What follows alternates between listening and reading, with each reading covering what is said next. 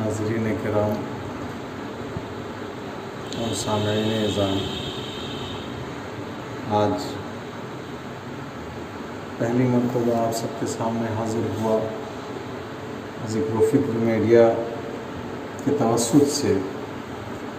کہ جب اراکین میڈیا نے یہ التماس کیا کہ قرآن عظیم کی تفسیر کو عوام کے سامنے پیش کرنا ہے، تو میں حاضر ہوا۔ حالانکہ اس سے قبل ہمارے بہت سارے اکابر علماء سے آپ نے تفسیر ربانی سماعت فرمائی۔ آج میرے لیے جو حکم نافذ ہوا وہ یہ کہ صراط الذین انعمت علیہم غیر المغضوب علیہم ولا الضالین، یعنی یہ جو سبع مثانی کی آخری آیت ہے، اس آخری آیت کی تفسیر عرض کر دوں، لہٰذا میں حاضر ہوا۔ آپ سب کو یہ بخوبی معلوم ہے کہ سورہ فاتحہ جو سب سے پہلی صورت ہے، اور یہ ایسی صورت ہے کہ 2 مرتبہ اس صورت کا نزول ہوا، اور اس صورت میں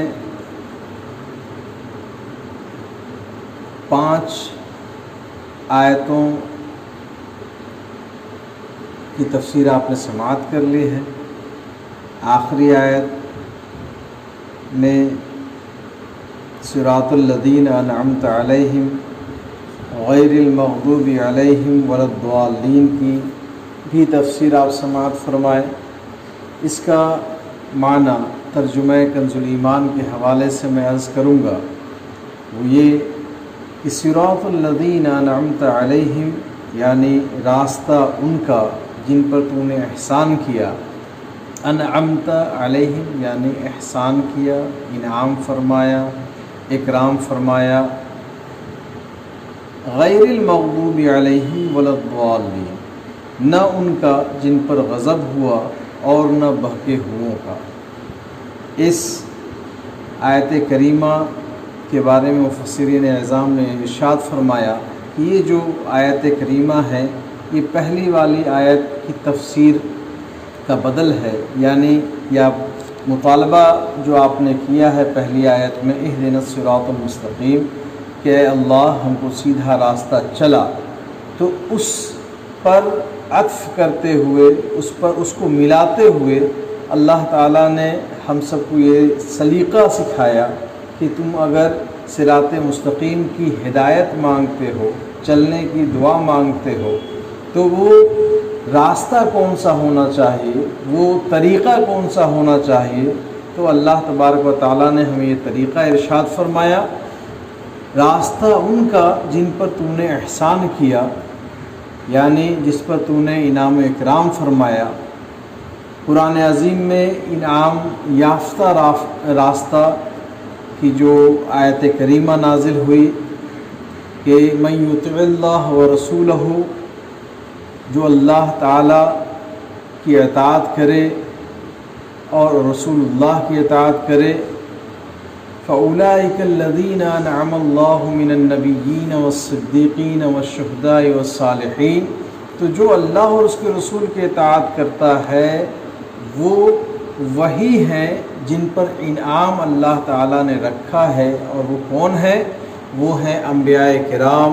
وہ ہیں صدیقین اعظام، وہ ہیں شہداء کرام، وہ ہیں صالحین اعظام۔ یعنی انبیاء کرام کا راستہ، صدیقین کا راستہ،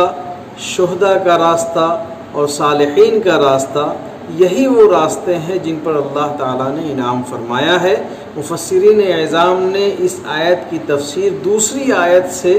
یہی جو ابھی میں نے ذکر کیا اسی آیت سے اس کی تفسیر فرمائی، اور یہ آپ کو معلوم ہونا چاہیے کہ پورے قرآن کو، ہر ایک آیت کو ایک دوسری آیت سے اللہ تعالیٰ نے مفسر فرما دیا ہے، اس کی تفصیل بیان فرما دی ہے۔ اور صاحب نے جب آپ کو یہ معلوم ہو گیا کہ اللہ تعالیٰ نے جو صراط جو راستہ ہم سب کو اختیار کرنے کے لیے حکم فرمایا، جس پر انعام و اکرام ہے،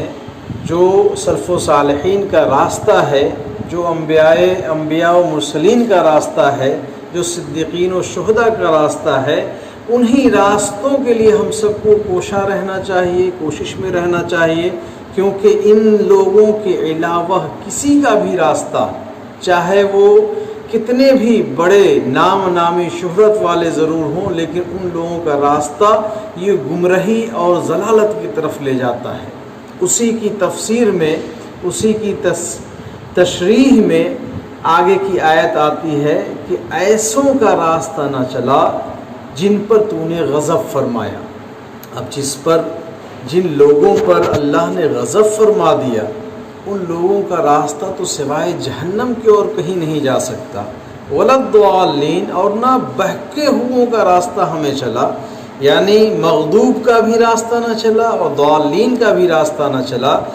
مغضوب سے مراد مفسرین اعظام نے فرمایا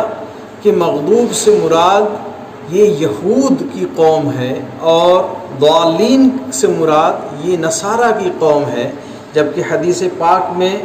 بہت سارے صحابہ کرام سے روایت ہے، جب انہوں نے حضور اکرم صلی اللہ علیہ وسلم سے اس آیت کریمہ کی تفسیر